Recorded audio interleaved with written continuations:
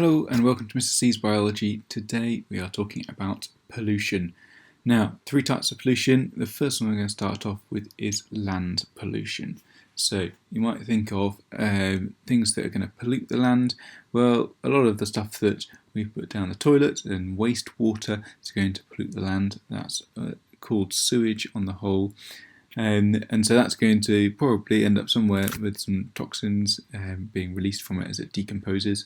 There's also going to be our household rubbish. When we throw things away, they don't just magically disappear. Unfortunately, when they get taken away by the bin men, they're going to end up somewhere, decomposing for another 1,000 years or so probably, but that's probably on a landfill site, and so human population caused a lot of land pollution through just household waste, but also through chemical waste, and that could be through farming or through creating batteries and things like that.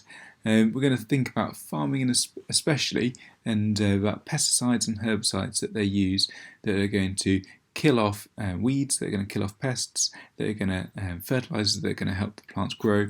When they put them on the plants, they do a good job, but it's about where they go after that as well. So it might damage the land, but these chemicals might also seep into the water, and we get some water pollution from these chemicals too.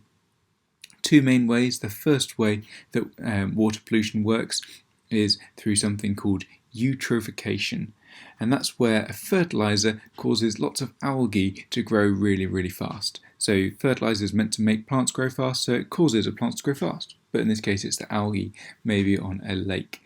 If the algae is growing fast, then it might cover the top of the lake and light won't be able to get inside the lake. You kind of think, well, is that a big deal? But actually, inside the lake, there are plants that will die because they now can't photosynthesize because they haven't got enough light.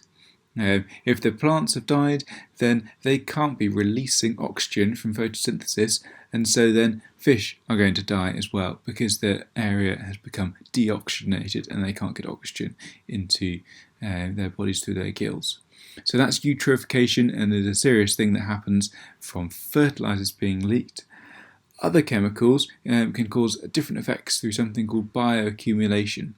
So if we have some chemicals that have been leaked into some water, then some of them will be taken up by some plants, and these plants will then be eaten by some fish, and these little fish will be eaten by some bigger fish, etc., etc.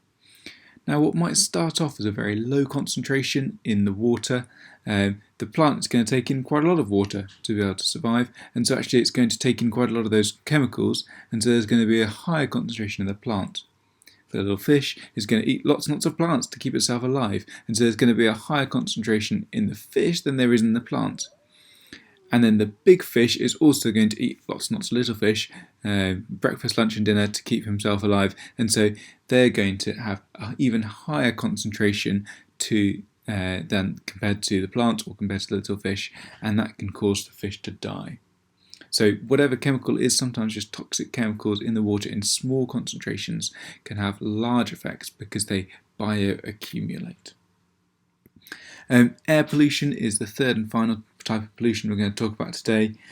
So we talked already in the carbon cycle. Check out that video about how factories produce lots of fossil fuels. Well, they don't just burn carbon and turn it into carbon dioxide. There are impurities often in the carbon in the fossil fuels that they're burning that turn into things like sulfur dioxide and nitrogen oxide. Now, these chemicals are acidic, and so if you dissolve them in water, such as in a cloud, then you might get something acidic like acid rain. Now, you might have done about acid rain in geography. In biology, we're not so fussed about it damaging buildings or statues, but we are fussed about how it has an effect on ecosystems.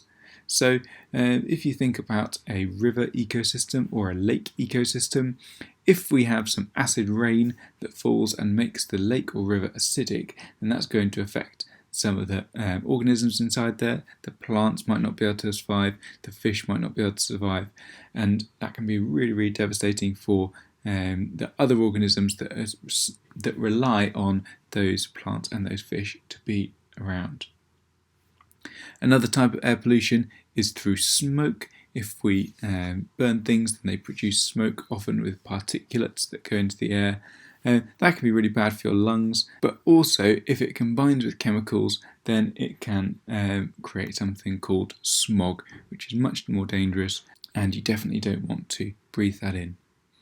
Some good news that actually a lot of countries are working hard to reduce pollution, to reduce the amount of acid rain by reducing the amount of chemicals that are released by factories. And that's pretty successful now compared to it was about 40 years ago.